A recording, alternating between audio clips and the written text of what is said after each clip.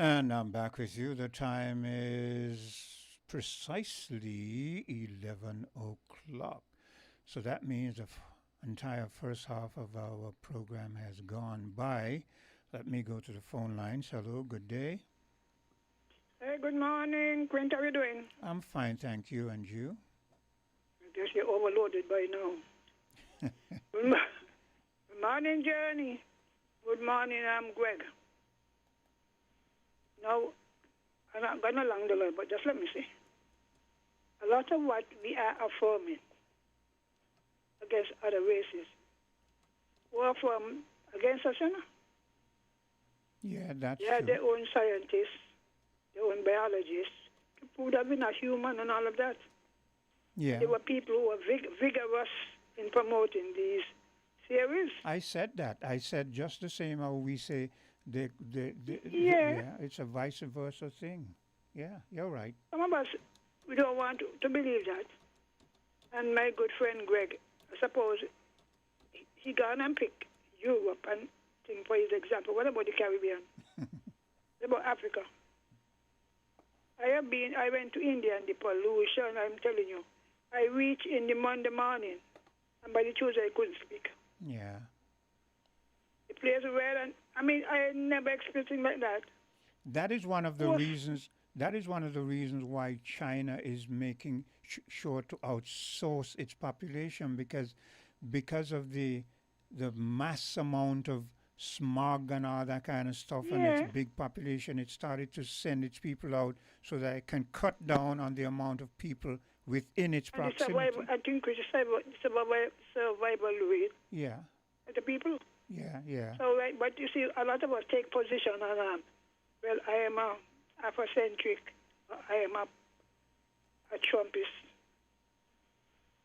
I mean, we're not rational. Anyway, let me get to the Fort Thomas thing here. 'Cause extremism is what has caused war, you know. Rwanda, this one believe that the other one better than that. And you do things without reasoning. I agree. Yeah, Look at Haiti. that is a problem. Yeah. I mean, this deforestation is what has caused a lot of flooding in Haiti, you know. I wonder if my good friend Greg knows that. Anyway, let me get to Fort Thomas. I heard on the news that they said that they had groundbreaking. Did you hear that? Yes, I heard that on the news. That don't make sense. Because if you are going to see, if you go out into the sea, you will see that the erosion has taken place and is moving towards the very building. Did they give them the building free? No, we don't And know. if you're a good investor, wouldn't you want to start with the protection first? Yeah, of the land itself. Yeah. Yeah, you're going to invest in a thing that could drop in any day. I mean, really, we just lack reasoning skills, you know. But to me, Sylvine, I've said it over and over again. When I look at it from and I try to rationalize it, the only conclusion I can come to is that somewhere there's a level of desperation where people feel that they have to grasp at certain things without proper planning.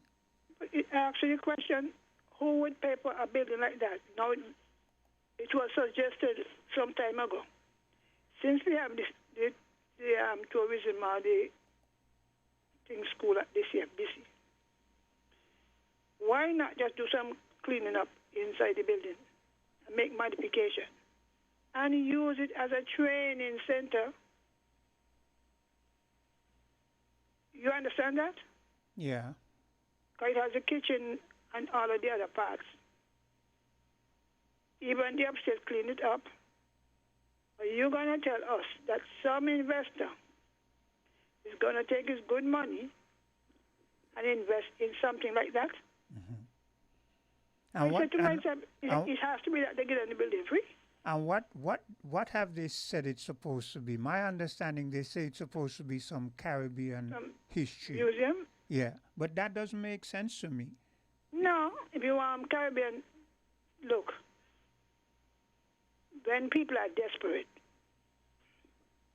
you see how they dig ground for Basti High, they dig ground for the new hospital, Yeah, yeah. and they're digging ground. What are they looking for? Gold? Got to, because the truth is, given the financial position the country is in, it cannot finance all of these things. It cannot. Somehow, Sylvian, it seems to me that our leaders don't seem to understand that we, the people, the masses of the people, that we have the ability to do our own analysis. Reason. Yeah. They don't seem to think that we are capable of doing that. So when, as you said, we see these big truckloads of dirt going into where the high school is supposed to be, to and from, and next thing we don't see anything. We hear you say you're going to have a groundbreaking for a hospital, then we don't see anything.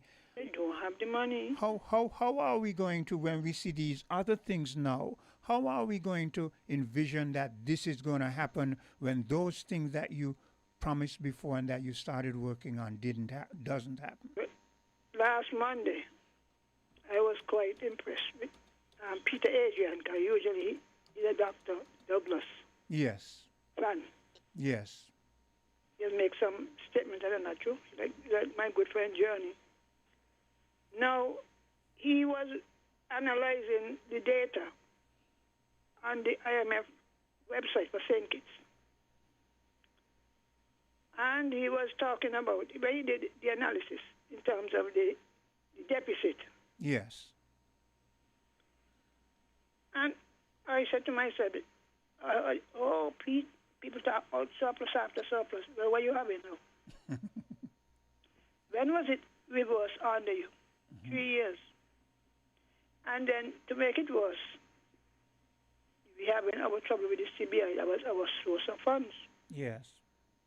Well, if that has depleted or been severely reduced, what are you gonna do? Keep borrowing? He went on to show that the GDP debt by GDP per capita, Yes. has been increasing, and I have been saying, why are we still borrowing so much, given that our income is being reduced, severely reduced? It's like you're going to the bank and borrow, and we never say we borrow. Clinton can't pay you, We're not getting enough from advertisement. So you could work if you want to work. We went Dr. Douglas pull at one. What do you want? You want money? No, mine. For people who can't even buy bread in the morning. What do you want? You want houses? The man said, you can pay 5,000. No. What you want are it. That sounds like intelligent people. But Sylvian, doesn't that prove that our leaders are perhaps our biggest handicap? Because we let's say we educate them, hoping that they will come down and elevate us, and then they get that education and then they dumb us down. They're not, it matter dumb us down, It's a matter that they want the easy way to get through. But in doing that, they don't believe. They do not believe it. But in doing that, Miss Sylvie and Henry, they dumb us down, because for instance, we done dumb. Okay. They dumb us down. Yeah, because for instance, the example you Miss Henry don't like poor people. So crazy. I was born in poverty. As all I said, I was from the poorest of the poor. He said, whether it's or not, thank God. My parents tried. And today, but you see what they want, loyalty that they don't deserve. One of them even, my good friend, good morning, Edinburgh, he was talking about the house meeting they had up at Nema. And when the people from PAM get up, the noise they make, he had to beg them to let the leader of PAM speak. You already catching hell. You don't want anybody else. But I have to say, that's why you don't go to nothing parties keep, You don't go to the meeting. You don't care much open this and open that. But Miss Sylvine, that is because you just said it, That is because they want loyalty at the expense of the truth. And at the expense of the people too. Well, it's going to be, if you don't want the truth, then the people are going to suffer because No, the people have bought into it, and the people follow you along party lines as opposed to asking you what can you do to better us. and then hear them. Oh, the party is the party of the masses. When you're making sure we stay masses, you ain't see that. We stay masses. You content. You give them houses that they can pay for on land that they already own. All this land story I was trying to straighten out Edinburgh last night. Because he was affirming that, oh, he's just said, Mr. Man, that transfer of land to people who lived on estate land started in 1994, I think it was. I was then the chief statistician, not the chief, I was the statistician too. Oliver Knight has been the chief all the time. And Mr. Heidegger conceived the idea that they were going to transfer all those who lived on estate land, because remember the government owned the estate land, eh? Yeah. And in order to know who, they organized a survey.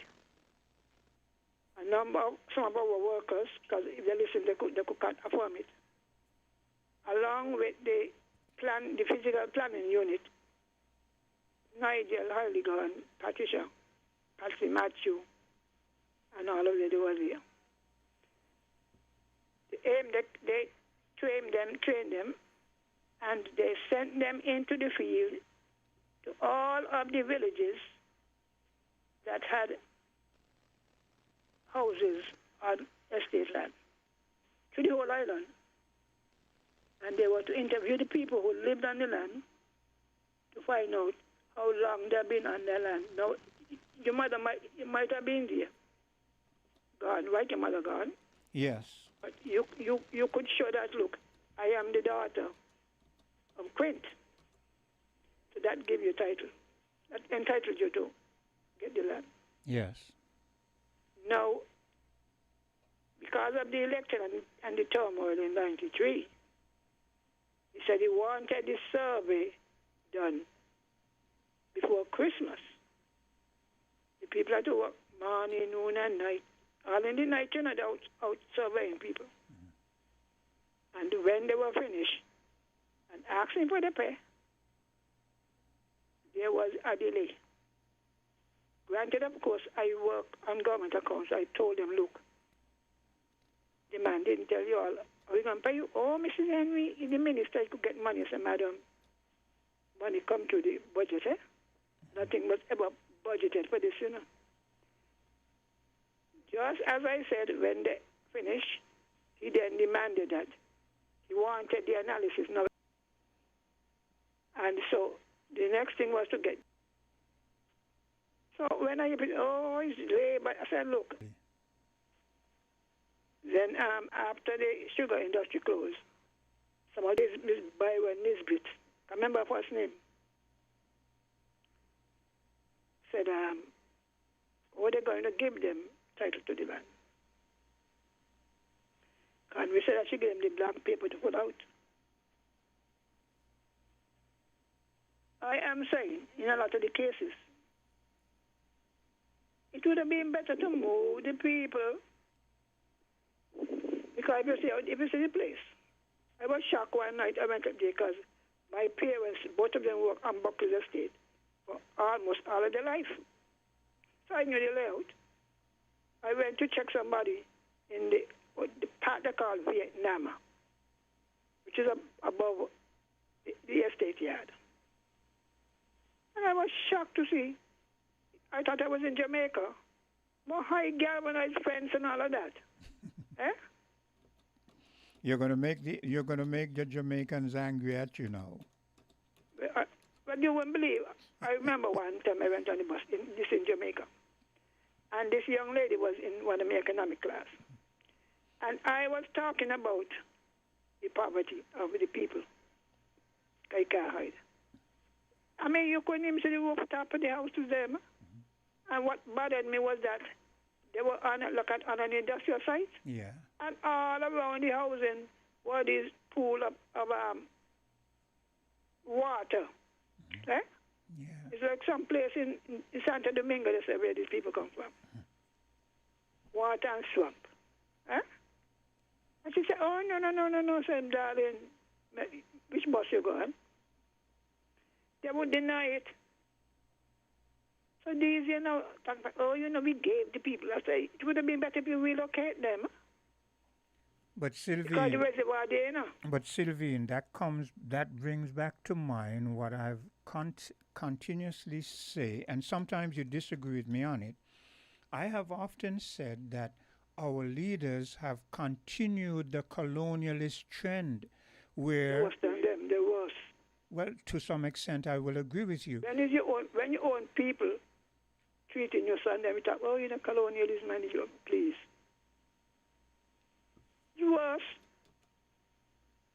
You don't think they was? Because they knew what we went through, they experienced it. This is why I said I agree with you. I agree with you because when your own people who come from, for instance, let me use Mark Brantley as an example.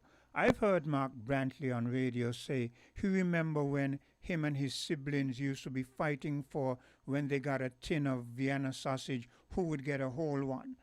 And fast forward Dr. Jawaz, okay, and fast forward to today now. This same Mark Brantley is now a leader, and this same Mark Brantley doesn't have a problem with external individuals coming and owning what should be our birthright. He doesn't have a problem with it and owning it in mass quantities.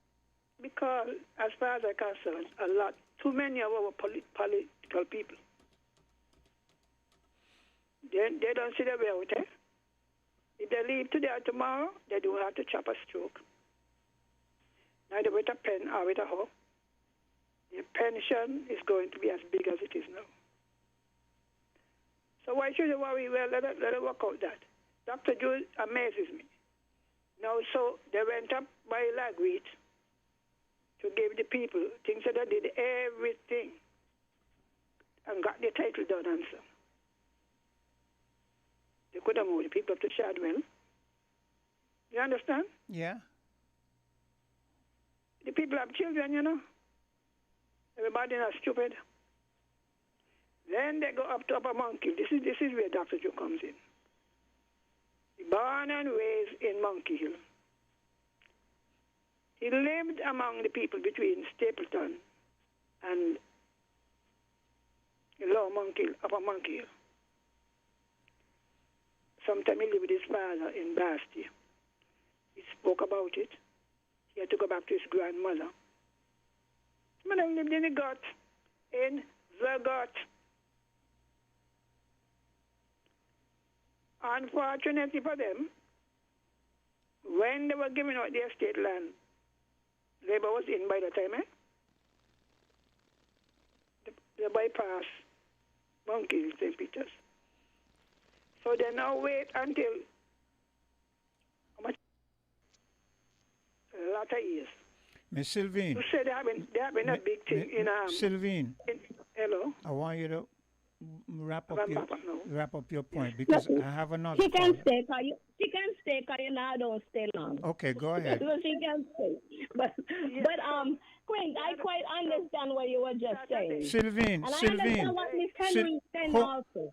Hold a while there. Sylvine, hold a second. Let her because she says she's not going to be long. So let her make her point. Yeah. She could take long, man, way to go. Okay, go ahead. No, but I understand what you're saying, and I quite understand what Miss Henry is saying also. But the thing is, you would think these leaders, right? Because we all born in the same country, practically grew up the same way, watching our parents struggle to take care of us. You would think they can relate more to us, right? Yeah. And like you said, Mark went on reminiscing about his childhood, but does it make? Obviously, you reminisce about your childhood, but it does not really any effect on you because you don't think about the people that you are leading. Yeah. And what you can do to make life better for them. Just how life was made better for you. Right. So you would think as a leader, and that's why it hurts so much because what we have a saying, when your own bug bites you, bite hard. Yeah, yeah. So you have black leaders who you think that would have the country and the people's best interest at heart. But as history has shown, like Miss Henry said, when they come out, they're well set. They don't have to lift another finger because they make sure they set themselves up for life. Which is so sad. I mean, Miss Henry were reminiscing about when Douglas was in, what he tell the people. When you talk about the national debt, you think you would explain to the people what a national debt is and what a burden a national debt is on the country. No, you tell the people national debt you're high, and the poor people cheer. And you know that is a perfect example. That is so sad. That is a perfect example that shows where a good leader enlightens and tells the people, look, we have a national debt. We're going to have to go through certain things to get it off, but we're going to move forward. Not just say national debt and just discard it. You make them none the wiser. Exactly. And they cheered. And they were comfortable with him saying that. Which is such a sad place to be, because then they realize they're the one have to pay for this national debt. And if we look now, we come out from the IMF, and if you look now, Labor is taking us right back into their hands. Yeah, Labor love the IMF. Yeah, we're going right back there. They just love the IMF. Yeah. Anyway, guys, have a good day. Okay. Sylvine, all right, good morning. Thank you, Claire. So you don't fight over the husband, you know. Yeah. So you may finish. Yes. No. So here we are. They got the girl to be offering bonds. And think that, bonds used to be like 5,000, you could get 500. Well, if you are foolish to forget what occurred during the debt restructuring. Yeah. Well, I mean, you cut in your own throat. It's like the church in Jamaica where they were going on the ark. Yeah. And they walk up to get their throat cut like sheep and goat. Mm-hmm. I mean, really? You know, that is another good point, because if you put yourself more and more in debt, you devalue your currency, over time. But people lost terribly, Imagine you had in 10,000 and you say, well, you could only get 5,000. You must go back in there. It was managed by some local individual and so forth, and there were a lot of locals working there. And when they discontinued it, they made a promise to some of those local workers that they would get damage to the hotel. Yeah. A gentleman came in with the same kind of scheme, Schemers we just get. Schemers. Yeah. Schemers we tend to get. But the people who negotiate in the night, it don't make sense. And the man wouldn't pay the he wouldn't pay the workers. Mm-hmm. And when he ups and went, you just hear Carl Brown talking about he didn't get his severance pay. Now he pay where he worked for. Mm-hmm. And I don't know. Oh, Sylvine don't talk story, Mm-hmm. I was in a position where I know the facts. Yeah. Well, I want you to wrap up now so I can take a commercial break. Yes. All right, then. Okay. So let me take a bit of a commercial break.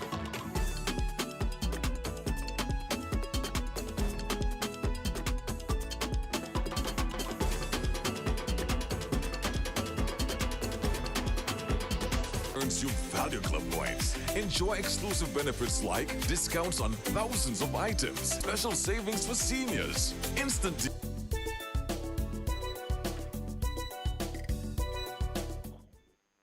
And I'm back, and it seems, if I'm not mistaken, I have two individuals on the line. Hello, good morning. Yeah, go ahead. Good morning, Queen. Okay, so two individuals. So who's going to go first? Aye, Africa gonna stay long. Okay, Africa, whole of island, if you don't mind, that is. Go ahead. I'm listening. Okay, go I will ahead. listen. Yeah, okay. I have a question. You know, they said they're gonna add some other seats to Saint Kitts Nevis. Who My said question is, who said that? they said they're gonna add some additional seats. Look, that's what they were saying. I might be wrong. Correct me, please. Well, I'm not aware of that.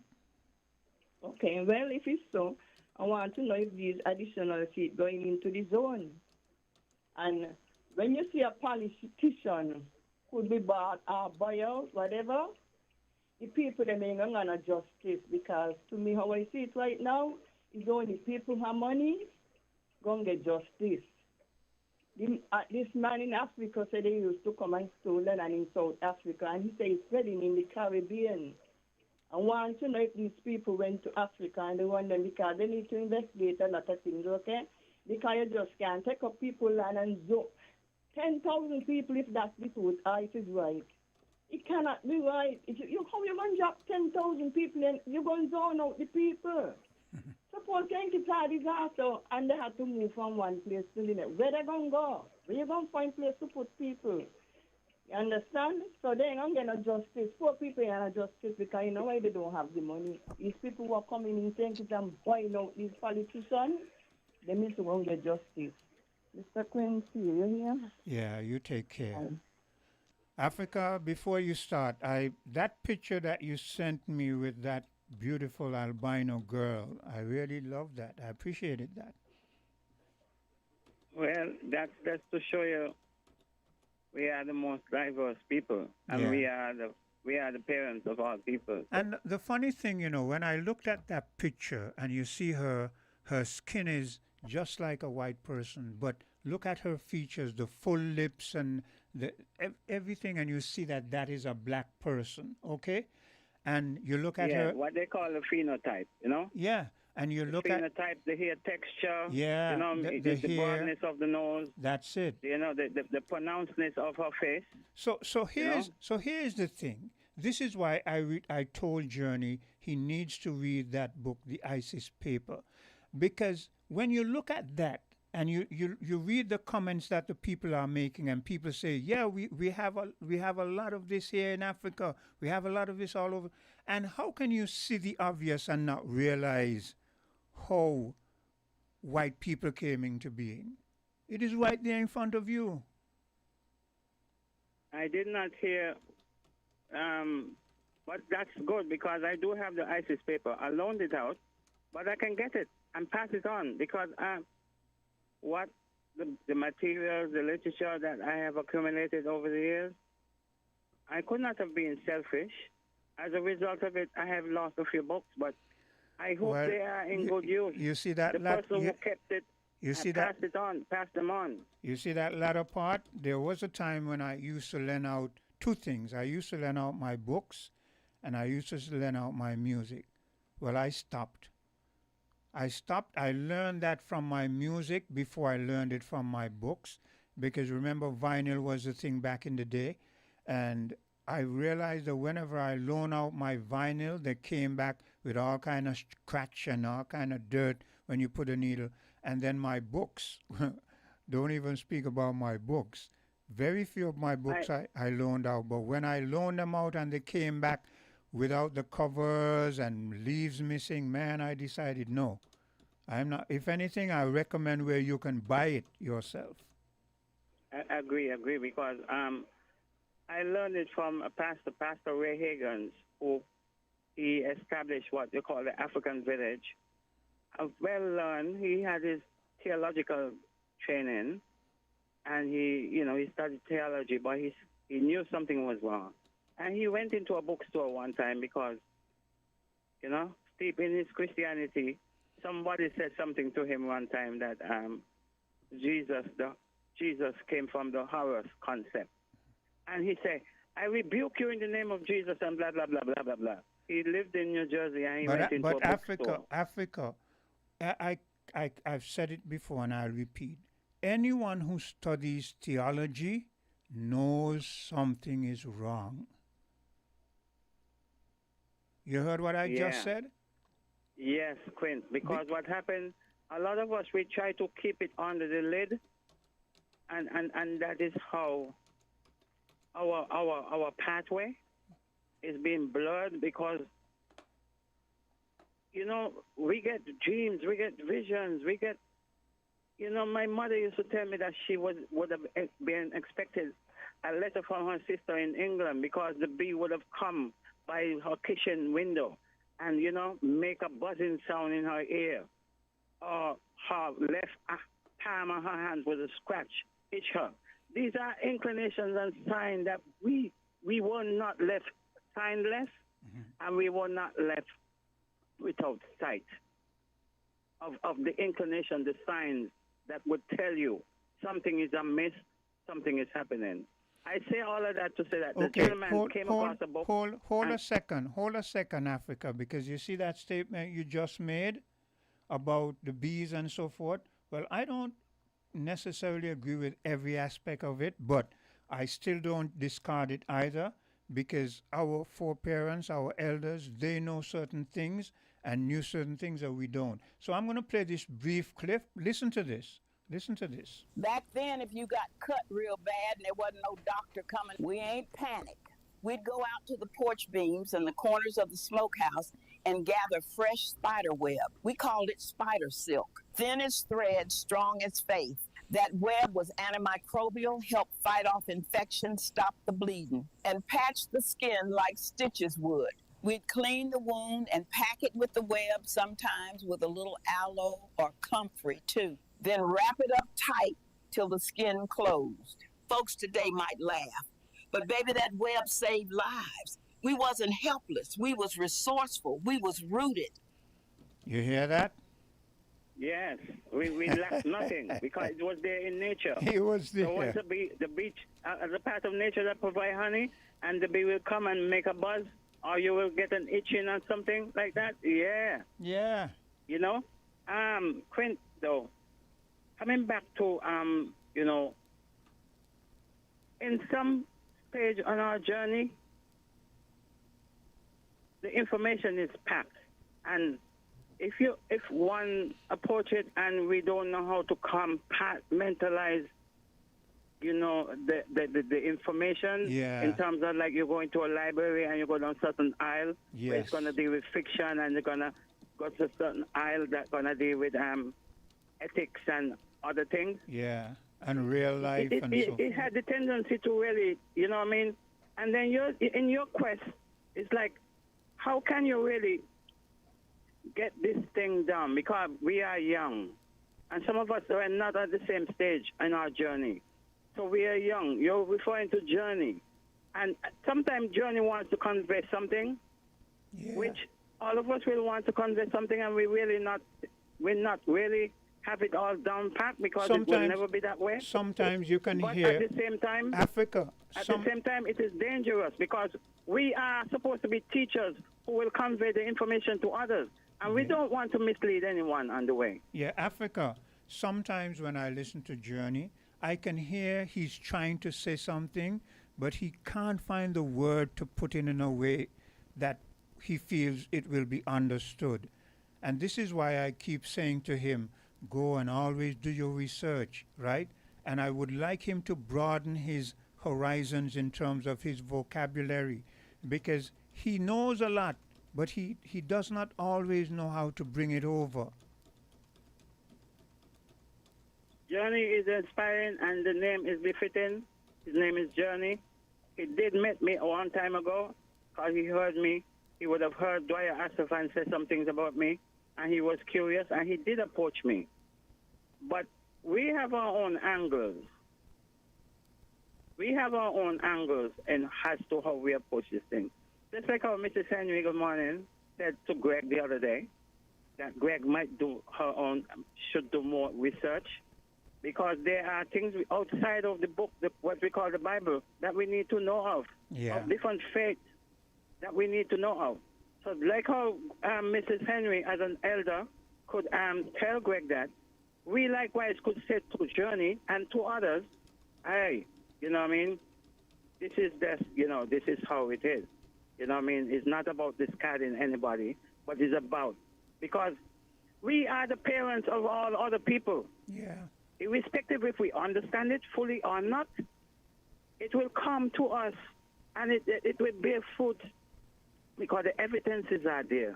Like the evidences from anthropology, where these people go all over the world. Any part of the world they go, they meet old fossils, African fossils, in terms of the cranial, and when they do their studies with their instruments.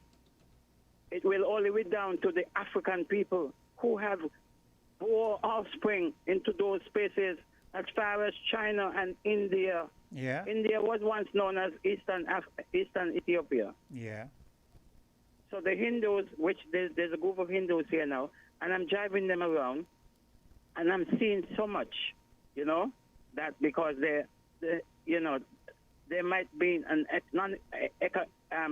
ethnic group by the name of Hindu, but there's also a faith-based, like a religion, Yes. that observe Chinese and Africans and other people, along with Indians and other people. You know into that something. faith-based. You know something that I admire about when you delve into the Hindu religion or the Indian religion and so forth.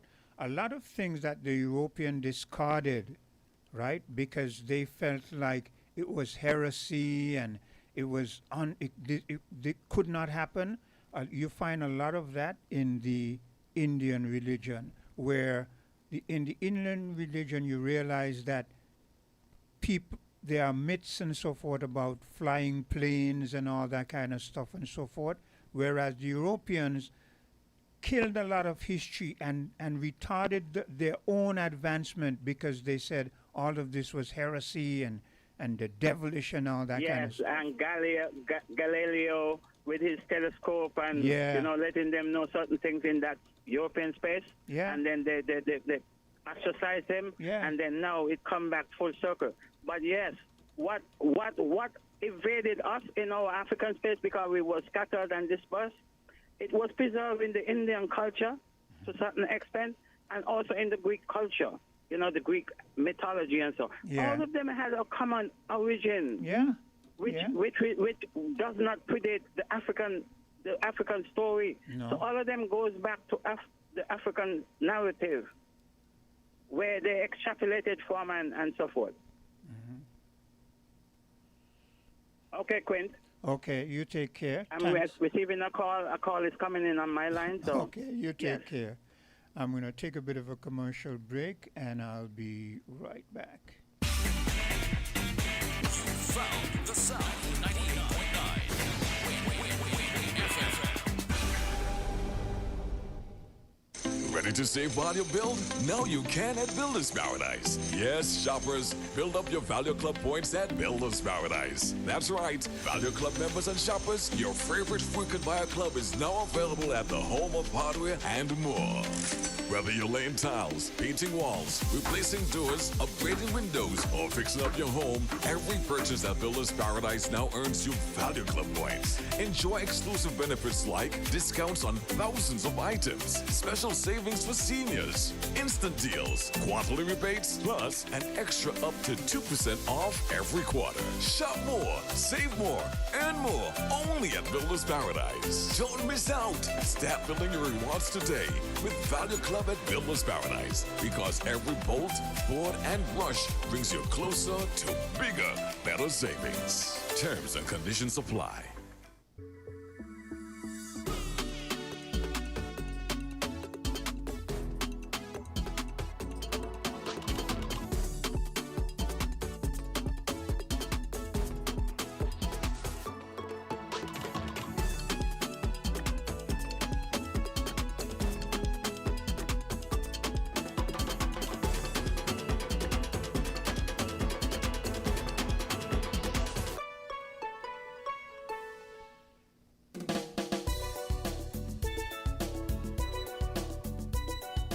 And I'm back with you again, and the time is 11:43.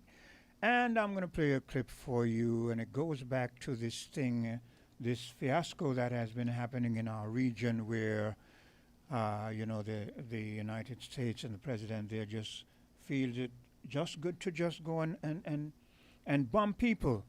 And recently, a commander who was in control of that contingent here in the Caribbean region, well, some say he resigned, others say he was fired, or so forth. But when I look at that commander, I see that he is a black individual. And I'm sure that when he was given that assignment and he saw how it was playing out in the Caribbean region, he could not have felt good in his heart. And I think that is why eventually, whether he was fired or he resigned, it was because he knew what was happening in the Caribbean before, and he saw what was playing out. So I'm going to play this bit of a clip. Every day is something new, something dramatic with this administration. Did you remember Admiral Alvin Halsey? Yes, he was here in Grenada, in the Caribbean, Antigua, not too long. And we are learning after he left the island of Grenada, he was fired.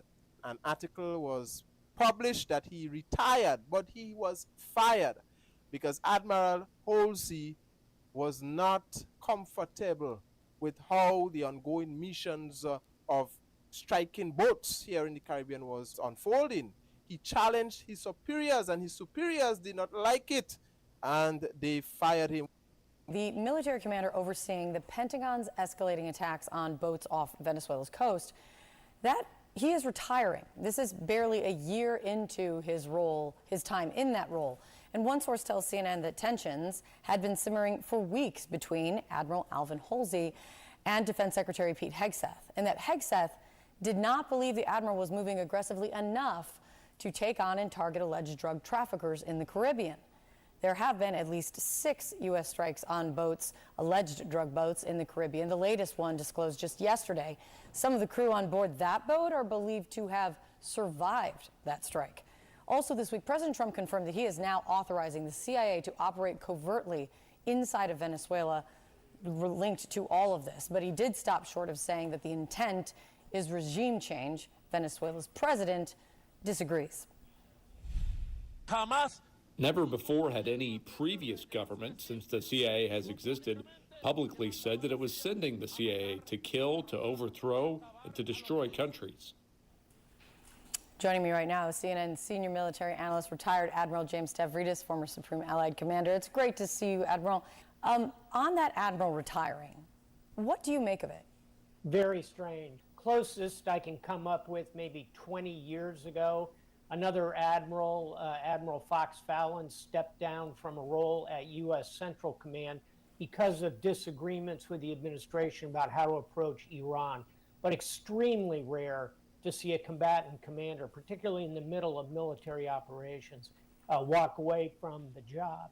We've seen Secretary Hegseth push out a lot of senior military leaders, including the former chairman of the Joint Chiefs, the former chief of naval operations.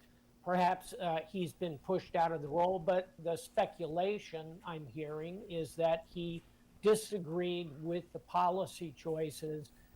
And in that scenario, as a senior military officer, you essentially have the choice of executing the mission you're given or putting your stars on the table. Perhaps he did the latter. I don't know.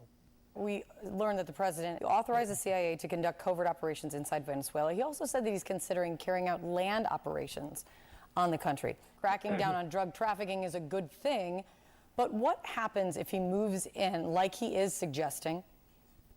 The forces that are on station right now, they are significant. There are 6 to 8 big warships down there, a couple of thousand Marines and sailors, dozens of those Tomahawk missiles that Vladimir Putin rightfully is quite worried about.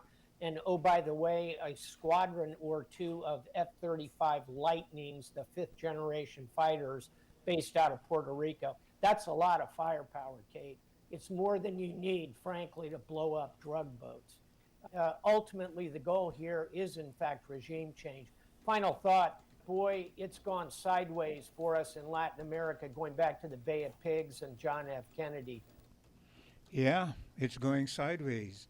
And that was the voice of a retired Army commander. And he said that his own conclusion that he comes to is that this senior officer who was in command of what was supposed to take place in the Caribbean, he had two options: either execute what you were told to do or put your star on the table, which means either do what they give you as a job or resign. And he chose to do the latter. Let me go to the telephone. Hello, good day. Yes, Prince? Yes. Yes, it's me again. I would like to say, and I said it before and I'm going to say it again.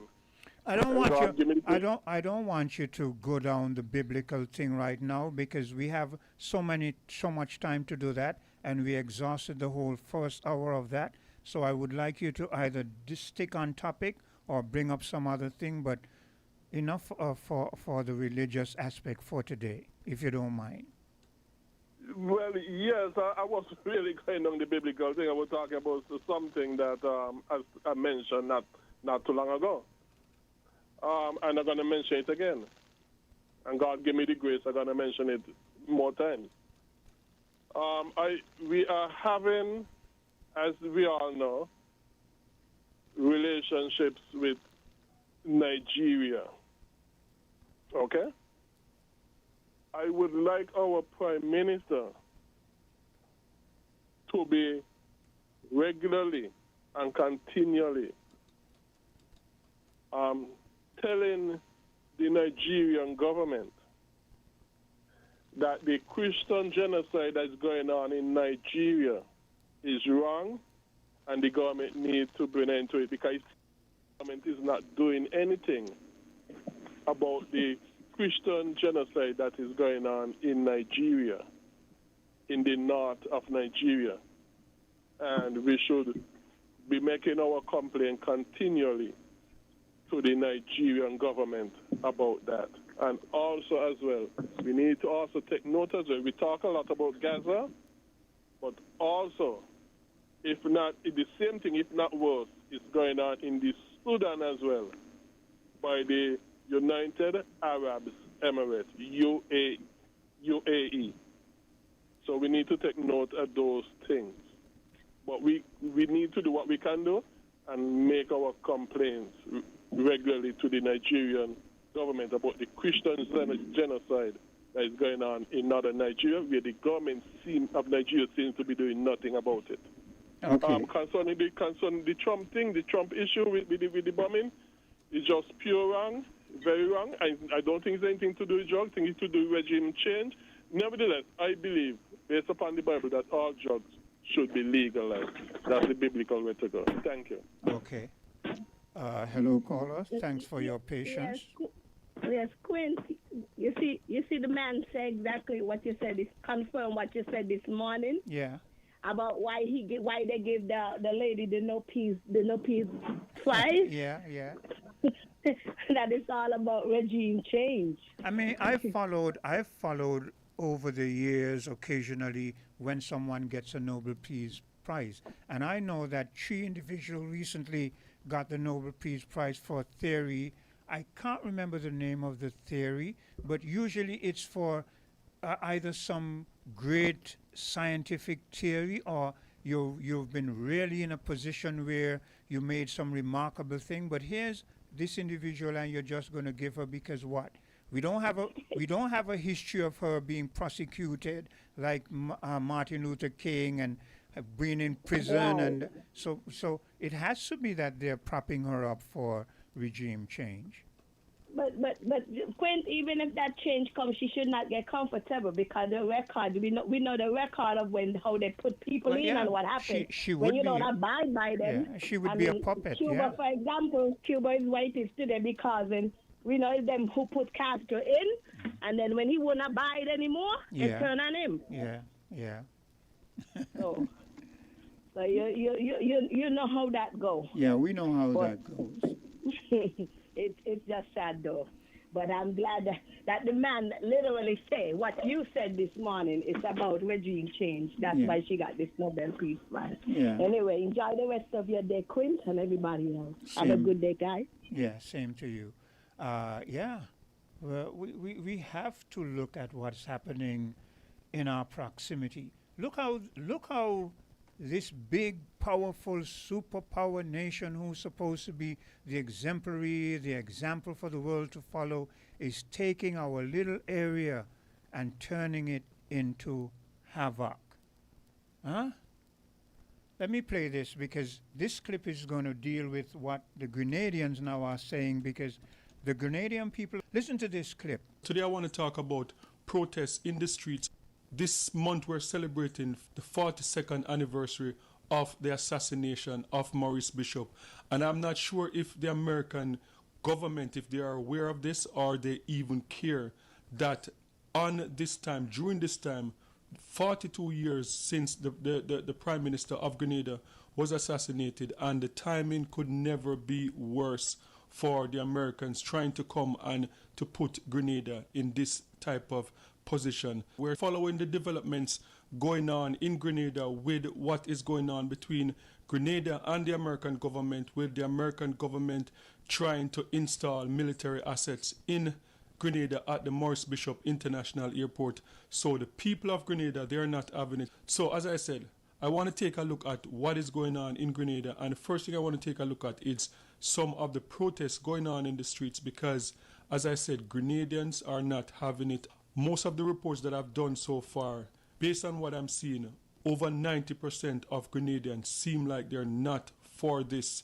They do not want to be involved. They do not want to be involved with the invasion of Venezuela, and they don't want America to use their island to launch any attack on Venezuela. So this is the protest in the streets of Grenada. This protest is about securing peace in the Caribbean region. This protest is that we should turn our bullets into free food instead. We say no to war with our neighbors. We love our neighbor as ourselves, and we do unto them exactly what we want done unto us. Yeah. We say no to war anywhere, anytime. No to war and no to militarization of the Caribbean. Yeah. We are the people of Grenada, and what we say matters. The right choices must be made for us today and for our children from generation to generation. Yeah. We are not a people of war. Nope. We are a people of peace. Yep. And we want to sustain that peace for many, many years to come. Let the warmongers stay in their spaces and give us our space. We do not want war in our country. We want peace. So one and all, take the message back to your country. We love you. We appreciate your visit here. We will do everything to make you comfortable. But we do not want your wars. Keep your wars in your zones and leave us alone. Yeah. You understand?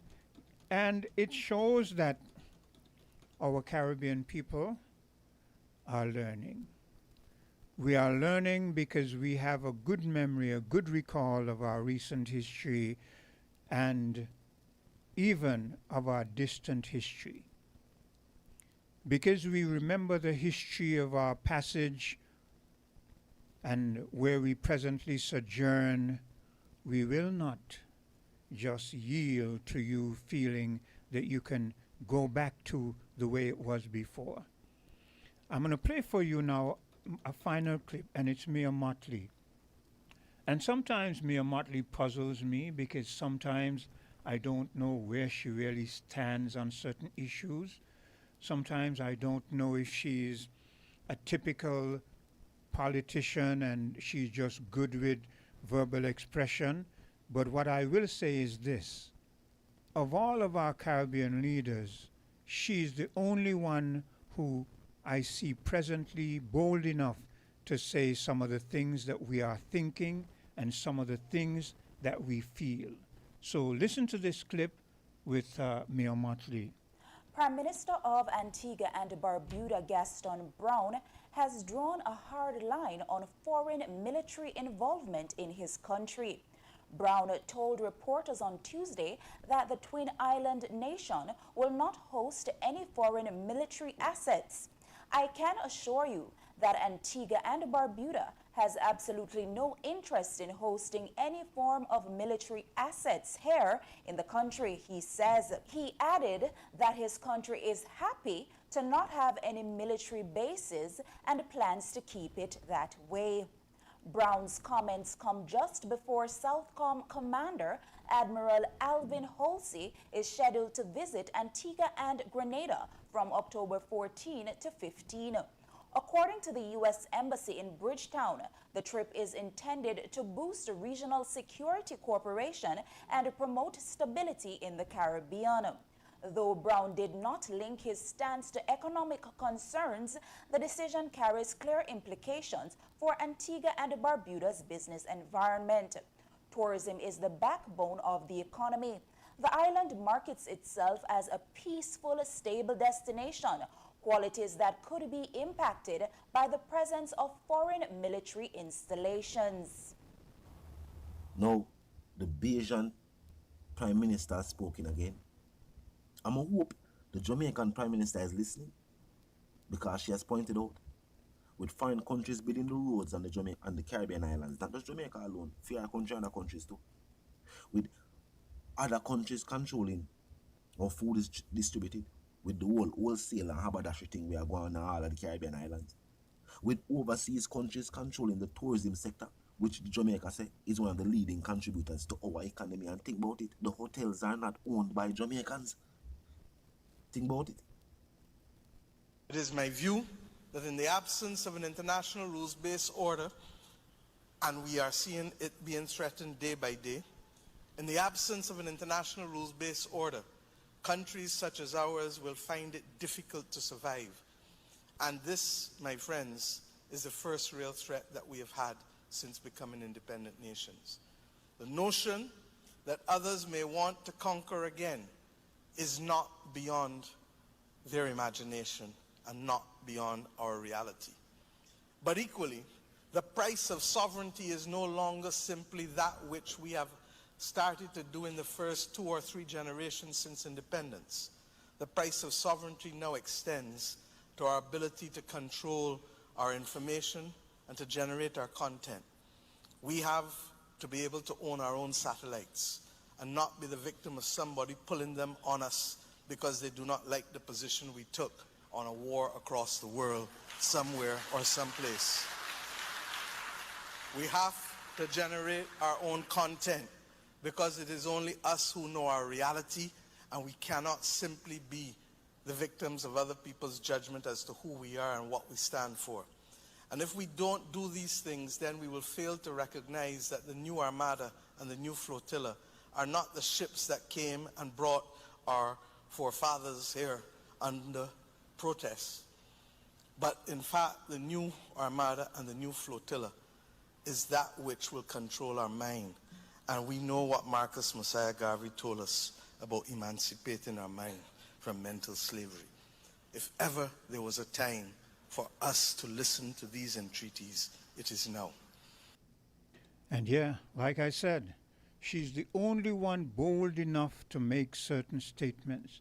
That part where she said, the notion that others want to come and conquer again is not a far-fetched concept. We see it. Look at what is purported to happen in Nevis.